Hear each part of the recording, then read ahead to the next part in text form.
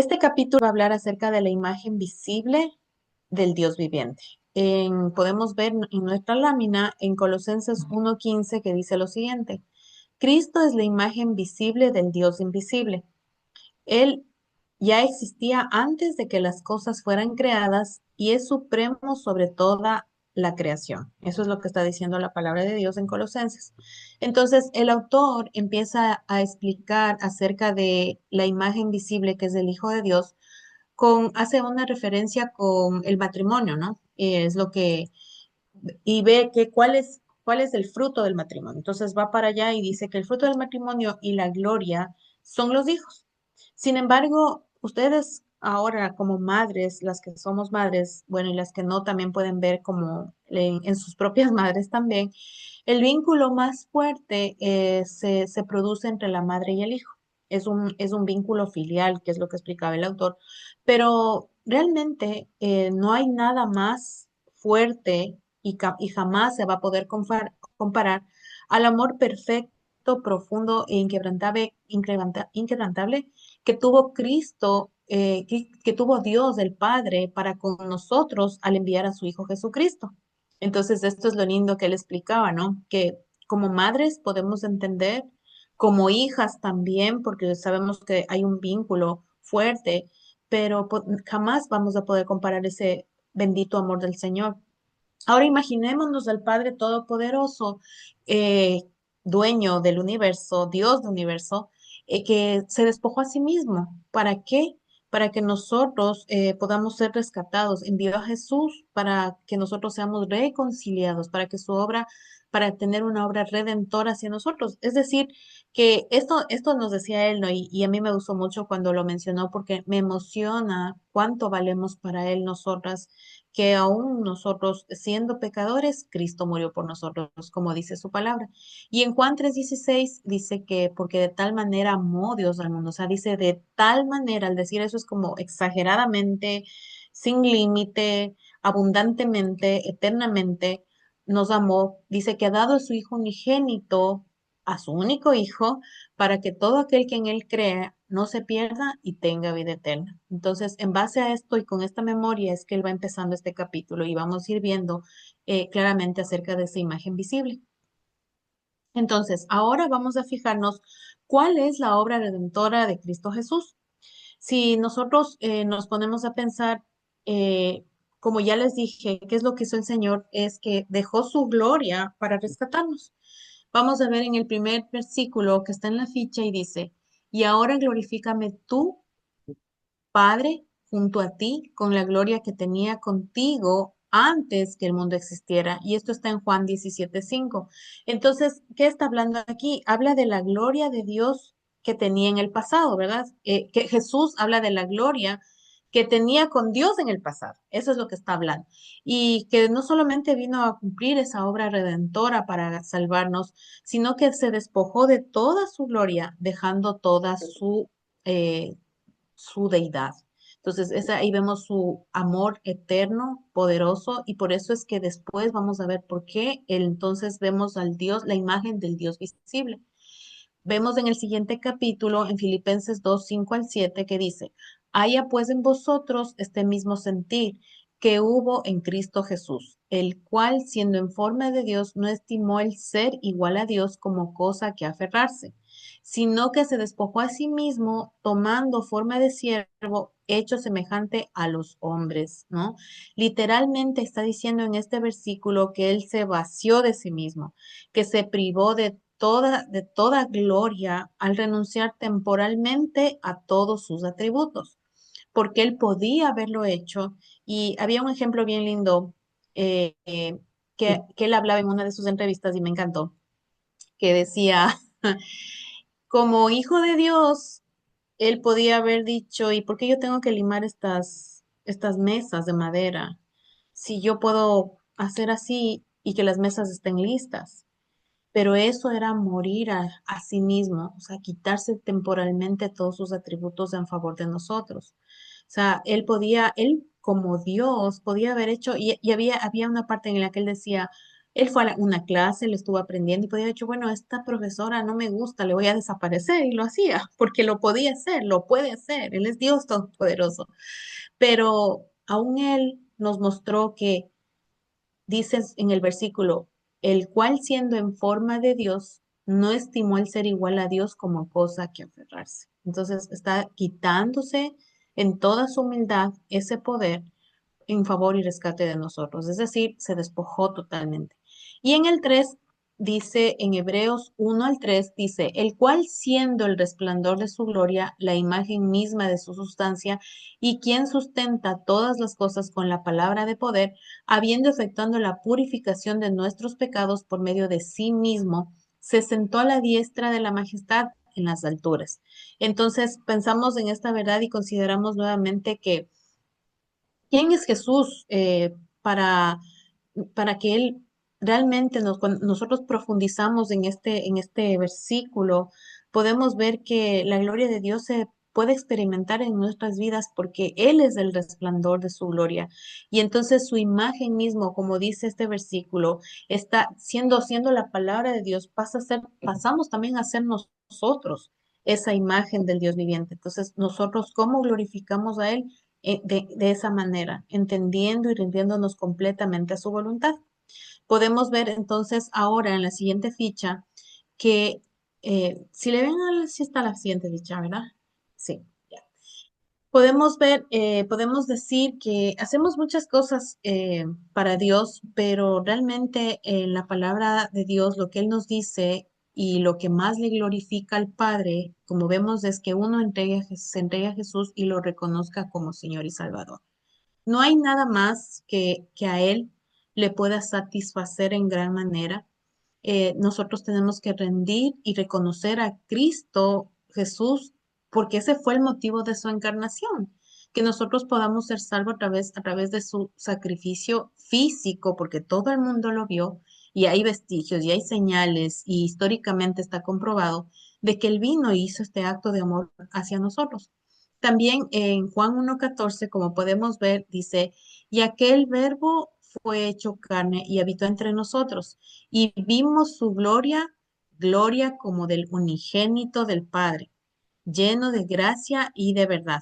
Entonces, ver la gloria de Jesús lo cambia todo. Y es lo que él decía. ¿Por qué? Porque nosotros necesitamos gracia y verdad. Y entonces, cuando él habla de este tema de la gracia y verdad, de la gracia y verdad, profundicé un poco y puse en algunas fichas para que podamos entender acerca de qué es lo que él está hablando.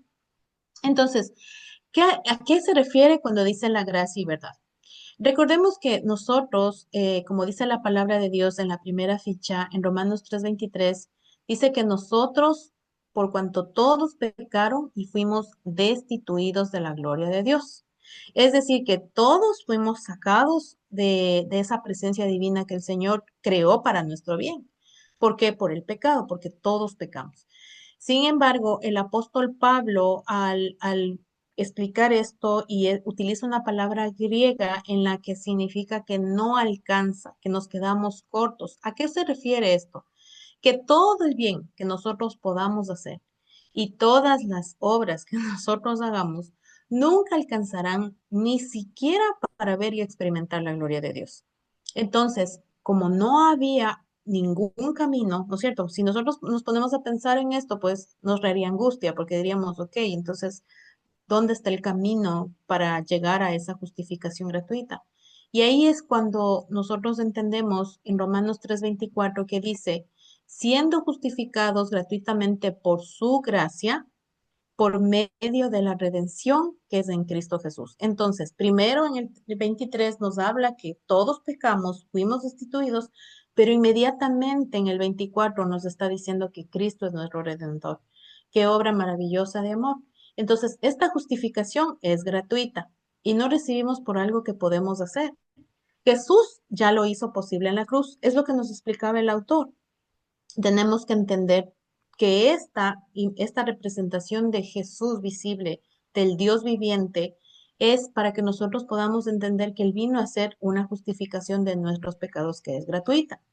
Y entonces ahora, ¿cuál es el camino para llegar hasta allá? Porque entonces ya sabemos que estamos destituidos Ya sabemos que hay un intermediario, pero hay un elemento más que une todas estas, que hace un puente entre las dos, y que es la puerta de la fe. Entonces, en Mateo 11:25 dice, en aquel tiempo Jesús dijo, te alabo Padre, Señor del cielo y de la tierra, porque ocultaste estas cosas a sabios e inteligentes y las revelaste a los niños. ¿Por qué está puesto este versículo y este versículo encontramos en el libro? Porque aún Pablo dijo que hay muchas cosas que están escondidas en nuestra mente que nosotros no vamos a poder entender. Y una de esas cosas es la fe. Pero nosotros glorificamos la obra de Cristo a través de la fe. Recordemos que la fe es la certeza de lo que se espera y la convicción de lo que no se ve. Eso está en Hebreos 11, ¿verdad? Entonces, nosotros creemos en algo que no vemos. Pasó hace 2000 años, pero sigue teniendo el mismo efecto por el poder divino que opera en el Espíritu Santo. Eso es lo que nosotros nos abre nuestro entendimiento y nos hace el camino hacia la salvación. Por eso dice que la puerta a la gloria de Dios es la fe como la de un niño. El primer paso para glorificar a Dios es rendirle tu vida a Jesús. Entonces, eso es lo primero que nosotros tenemos que hacer. Con todos nuestros miedos, nuestras dudas, nuestras ansiedades, lo que Él quiere hacer es cuidar de nosotros por completo, es transformar nuestra vida.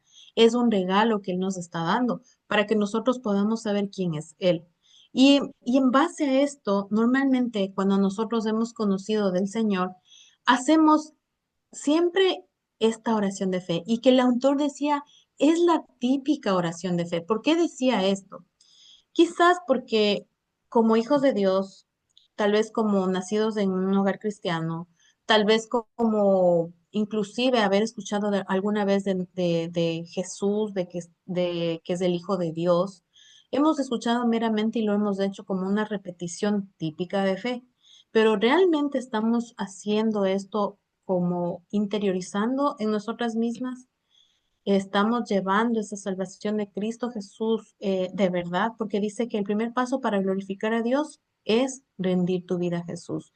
Entonces, ¿qué es rendir la vida a Jesús?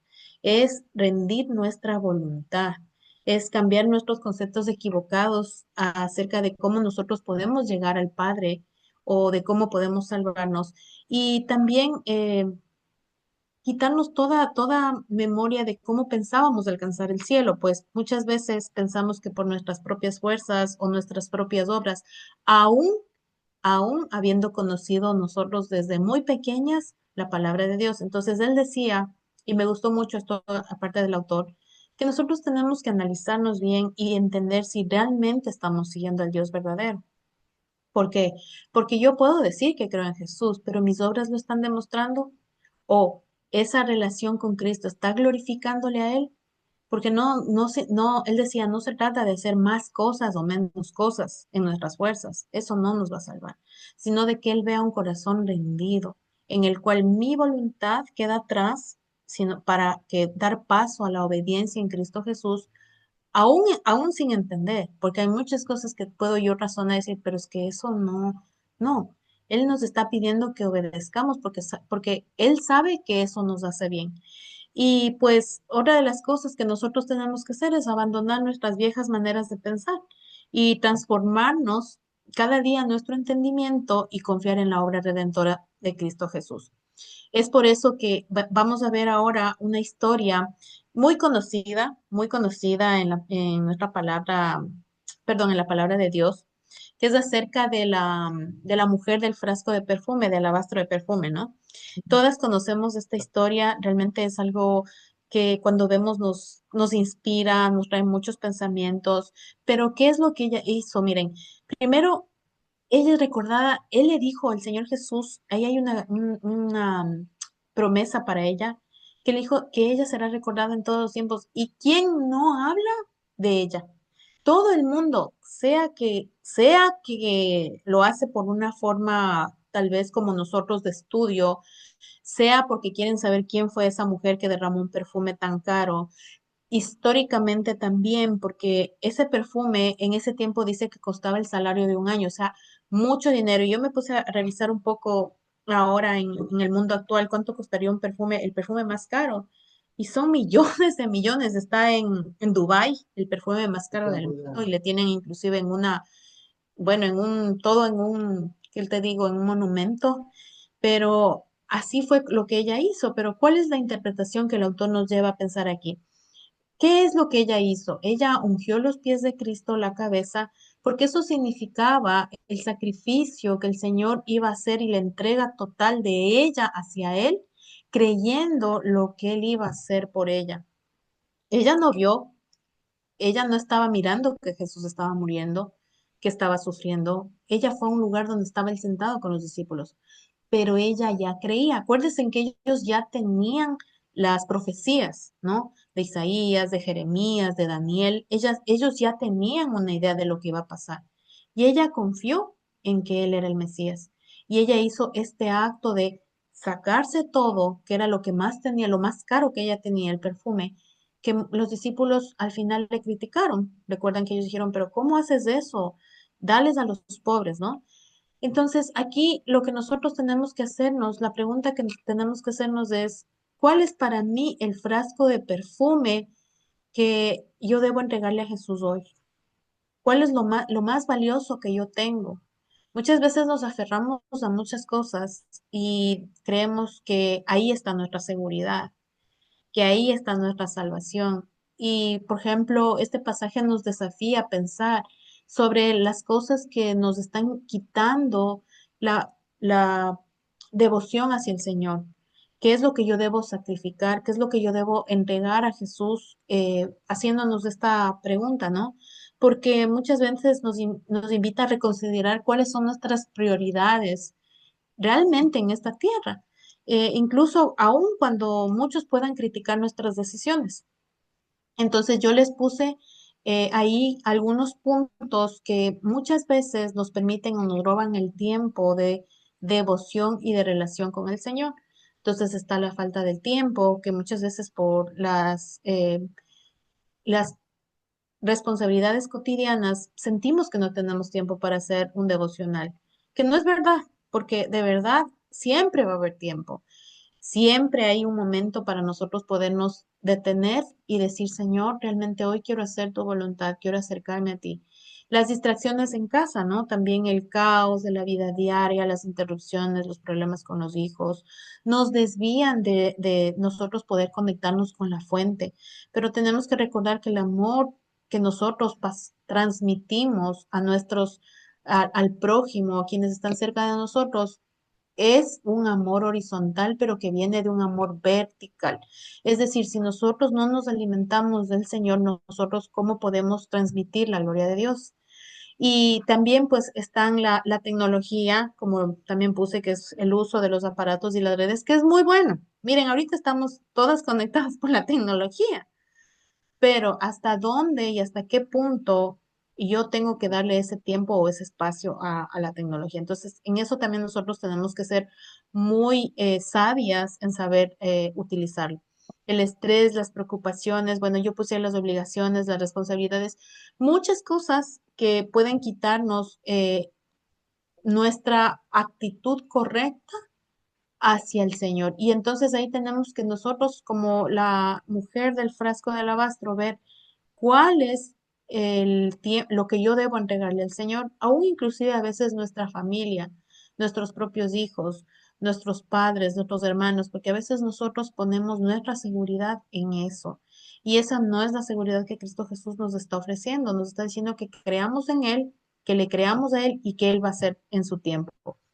Entonces, el autor decía que hay una cosa que sí nos puede asegurar. Y decía que nunca nadie se ha arrepentido en quebrar su frasco a los pies de Cristo. Y pues en ese momento uno experimenta la gracia de nuestro Salvador y lo más hermoso, es lo más hermoso que podríamos experimentar. Entonces cada una tiene ahí como a veces ese frasco de alabastro que nos proporciona esa seguridad falsa que solamente Dios nos puede dar. Y más adelante hablábamos también acerca de que Jesús, él decía que Jesús es la imagen del Dios invisible, ¿no? Es la imagen visible del Dios invisible. Entonces aquí, si queremos realmente conocer la gloria de Dios, nosotros lo que podemos hacer es conocerlo a través del Hijo. Eso es lo que nos está diciendo él. Solo conociendo a Jesús profundamente en la intimidad, nosotros vamos a poder conocer a ese Dios invisible y podremos experimentar la plenitud máxima en esta tierra. Vemos en el versículo, en nuestra ficha, que dice en Juan 17:24, Padre, aquellos que me has dado, quiero que donde yo estoy, también ellos estén conmigo, para que vean mi gloria que me has dado porque me has amado. Entonces, este versículo lo que nos está diciendo, y en la ficha podemos ver que la mayor transformación no vendrá por servirle y obedecerle en nuestras vidas, perdón, en nuestras propias fuerzas, no viene por eso, sino al contemplarlo a Él, al entender que contemplando su belleza y experimentando su gloria en intimidad y comunión con Él, eso nos moverá a obedecerle y servirle en respuesta de su amor. Esto hay que tener bien claro. Muchas veces hemos aprendido que tenemos que obedecer a Dios como una carga, como que si no obedezco me va a caer un rayo, como si no obedezco no me va a ir bien en la vida. Y no es así.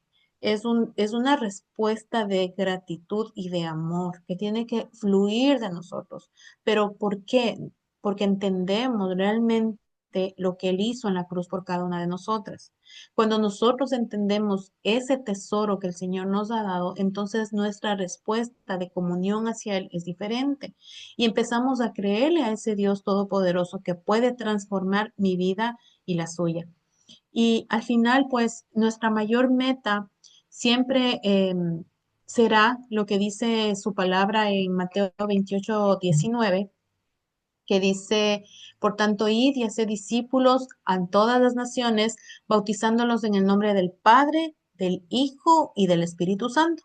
Recordemos que una vez que nosotros ya conocemos y sabemos quién es el Señor, Él decía que nosotros debemos hablar acerca de las buenas noticias. O sea, después de que nosotros ya conocemos a Él y le glorificamos a Él, no, después de que conocemos cómo le glorificamos, reflejando a Cristo. ¿Cómo reflejamos a Cristo? Cuando contamos las buenas noticias. Y por eso es que Él nos dijo, el autor decía que una de nuestras mayores metas es esa, ir y hacer discípulos a todas las naciones. Entonces, nosotros, cuando nosotros reflejamos la imagen de Cristo, como dice ahí en la ficha, nosotros traemos gloria a Dios. Dice, pero no nos parecemos a Dios con nuestros actos buenos, en nuestras propias fuerzas, sino que al tener intimidad con Jesús y aceptar la guía del Espíritu Santo diariamente, ahí es cuando nosotros nos parecemos, nos empezamos a parecer a Él. No es algo de lo que yo tengo que esforzarme, es algo que fluye, pero fluye porque yo voy todos los días en una comunión con Él. Eso es lo que a Él nos animaba. Ahora entonces, después de tener esta meta, y nosotros podemos saber que Jesús es la gloria de Dios. Jesús, cuando creemos en Él, nosotros empezamos a experimentar esa gloria diariamente. Es decir, que nosotros, que es diferente creer a Dios que creerle a Dios. Y eso es lo que Él nos explicaba en el libro. Y vamos a ver en nuestra ficha el primer versículo en Juan 11:25, que dice que Jesús les dijo, yo soy la resurrección y la vida. El que cree en mí, aunque esté muerto, vivirá. Es decir, no basta con decir yo creo en Dios, sino que nuestras acciones demuestren que estamos creyendo a Dios. Eso es lo que está diciendo. Es decir, que lo que Él ha dicho en su palabra, ¿no? Que nosotros tenemos que tener esa fe que empuja el milagro, ¿no? Esa es la que el Señor está esperando. Él nos da todo, pero también necesita de nuestro, porque nosotros tenemos libre albedrío, acuérdense. Y me gustó mucho porque el autor pone un ejemplo bien válido acerca de cómo es esa fe que acciona. Vamos a ver en Juan 5:5-6 y dice, y había un hombre que hacía 38 años que estaba enfermo. Cuando Jesús le vio acostado y supo que llevaba ya mucho tiempo así, y le dijo, ¿quieres ser sano? Entonces, esta es una historia muy conocida también del paralítico de Bethesda, en la cual Jesús se acercó a él y le dijo, ¿quieres ser sano? Entonces, es una pregunta obvia, ¿verdad? Es como, estoy paralítico, claro que quiero ser sano, Pero antes del versículo dice, ya hacía mucho tiempo que él estaba así. ¿Por qué? Porque entonces realmente era una fe que accionaba en él. El Señor necesita que nosotros tengamos esa fe. Y le hizo notar a él, tu fe no está accionando. Entonces, y le dice después, levántate, toma tu camilla y anda, ¿verdad? No le dijo, queda salvo de todos tus pecados. Le dijo, levántate, toma, le dijo, tú tienes que accionar para hacerlo, no en tus propias fuerzas, sino en mi fe, creyendo que yo soy el Dios del Señor, pero haciéndolo, creyéndolo. Porque yo puedo decir, ok, Señor, yo quiero este milagro, yo quiero que pase esto, pero si yo no estoy tomando la decisión de creerle que Él lo va a hacer y vivo pensando, ay, es que no vas a pasar, ay, es que estoy enferma, ay, es que esto con mi hija, ay, esto con mi esposo. No va a pasar, porque nosotros seguimos metidos como el paralítico en nuestra enfermedad. Entonces, tenemos que ver con esperanza. El Señor le dijo, ¿quieres ser sano? ¿No es cierto? ¿Quieres ser sano? Entonces, ¿qué le está diciendo? Acciona tu fe. Los problemas a veces muy prolongados en nuestra vida nos hacen perder la fe. Y yo he tenido también, como todas, situaciones en las que han pasado años, años y no he visto y lo único que veía es menos cosas buenas, más cosas malas. Y a veces en ese caminar uno se va poniendo a pensar qué está pasando. Pero cuando yo me doy cuenta que que no necesitaba mirar el problema que estaba afuera, sino a mí misma, ¿realmente estoy creyéndole a Jesús? ¿Estoy creyendo en la salvación de Cristo? Primero yo realmente estoy siendo salva. Entonces, cuando acciona mi fe en mí, interiorizo, ocurre, empujo al milagro, ¿no? Y más adelante en Santiago 2:14 dice, hermanos míos, ¿de qué aprovechará si alguno dice que tiene fe y no tiene obras? ¿Podrá la fe salvarle? Entonces, la fe verdadera, como les dije, es la que está acompañada de movilidad y acción, que siempre está acompañada de los milagros de Jesús.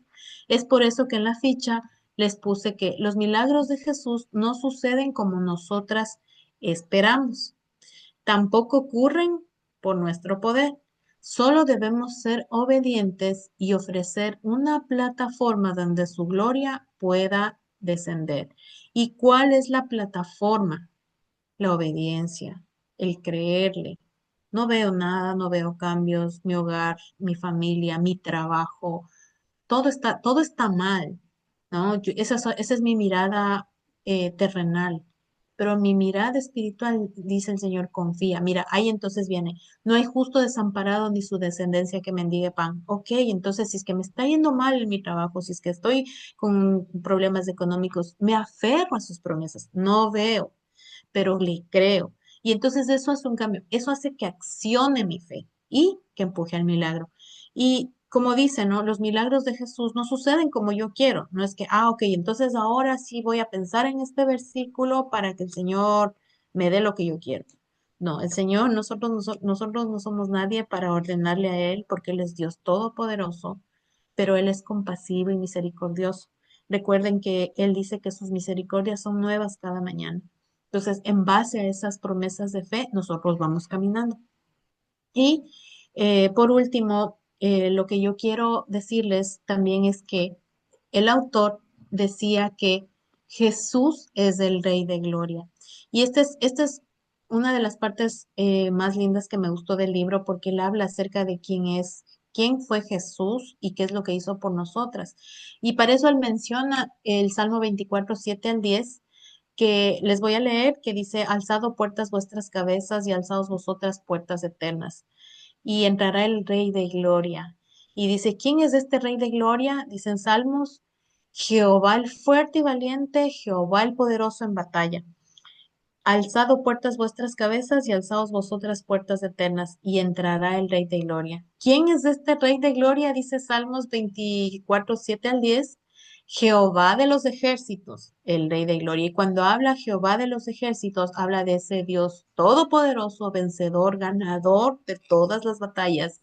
Y nos da esa seguridad de que nosotros estamos confiando en ese Dios todopoderoso. Jesús es el Rey de Gloria. Él se despojó a sí mismo para venir a la tierra, humillándose como hombre y muriendo en una cruz, para que nosotras podamos experimentar esa gloria junto a Él y ser parte del reino eterno. Esa es una verdadera historia de amor, puesto que el Rey de Gloria decidió dejar compartir con nosotros su gloria y hacernos partícipe de su reino de Dios. Entonces, el Hijo de Dios se hizo hombre para que los hombres se hicieran hijos de Dios. Y esta es la parte que me encantó un montón porque a veces no nos damos cuenta de cuán poderoso es el Señor y de todo lo que hizo para nosotros, que pasa tan desapercibido, pero al mismo tiempo es tan poderoso. Esto es lo que el autor en este capítulo 6 hablaba acerca de Jesús, pero por sobre todas las cosas de que podamos ver que siendo Dios, se despojó a sí mismo, se vació, se quitó toda su deidad por nosotros. Entonces, su palabra dice que con amor eterno Él nos ha amado. O sea, desde antes, por tanto nos extendió y nos prolongó la misericordia. ¿Por qué? Porque Él nos amó sin merecernos nada, y eso es lo que Él hablaba, y es ahora Él es el Jesús, el Rey de Gloria, Jehová de los ejércitos, el Todopoderoso, que vino sí humildemente hace 2000 años, pero que ahora vendrá como un juez justo, dice la palabra, como un Dios justo, ¿no? Después de haber compartido su palabra, a recoger a sus hijos, a quienes hemos creído y confiado en esa salvación.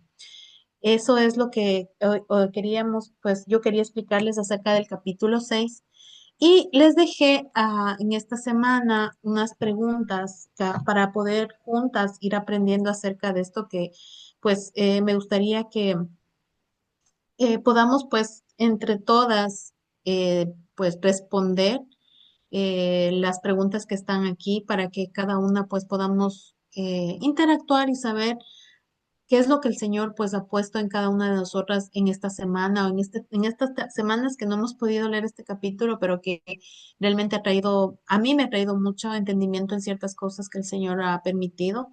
Y pues muchas gracias y quisiera pues hacerles un par de preguntas. Pueden ir porque pues bueno, todas vamos a hablar de lo que sabemos. No necesitamos tener una cátedra, pero sí compartir lo que hemos experimentado en cuanto a la lectura del libro. Sí, ahí hay algunas preguntas, por ejemplo, ¿qué significa para ti que Dios nunca nos olvida, aunque una madre pueda llegar a olvidar a su hijo? Si es que ustedes pueden verlas ahí, pues me gustaría que cada una de nosotras podamos pues compartir y hablar acerca del tema.